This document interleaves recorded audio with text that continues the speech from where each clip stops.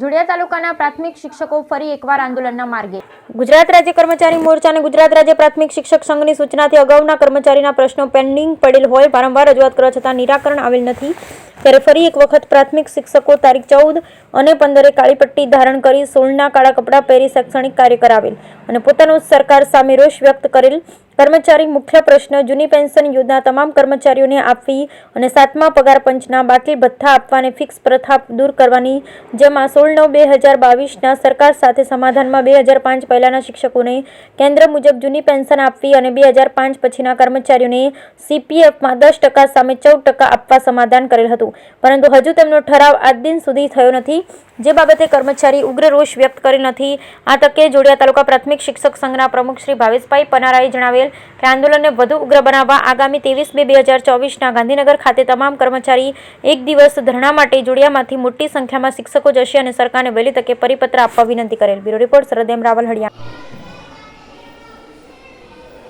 ગુજરાત રાજ્ય કર્મચારી મોરચો અને ગુજરાત રાજ્ય પ્રાથમિક શિક્ષક સંઘ દ્વારા કર્મચારીઓના ઘણા સમયથી પેન્ડિંગ પ્રશ્નો બાબતે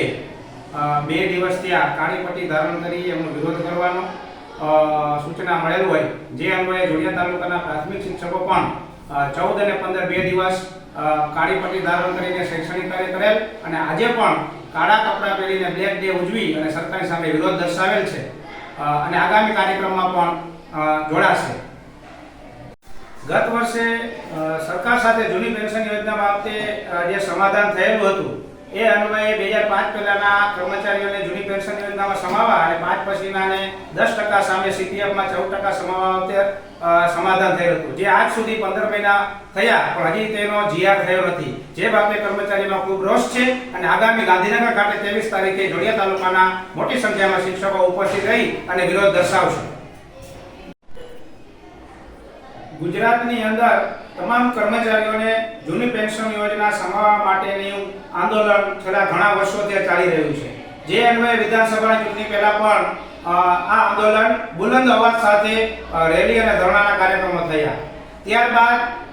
હજી સુધી જૂની પેન્શન યોજનામાં તમામ કર્મચારીઓને સમાવવા માટેની માંગણી અવિરત ચાલી રહી છે। સરકાર સાથે વિવિધ સમાધાનો બેઠકો થઈ, જેમાં ઘણા બધા પ્રશ્નો સમાધાન થયા, પણ મુખ્ય જૂની પેન્શન યોજનામાં તમામ કર્મચારીઓને સમાવવા બાબતની હજી પણ માંગણી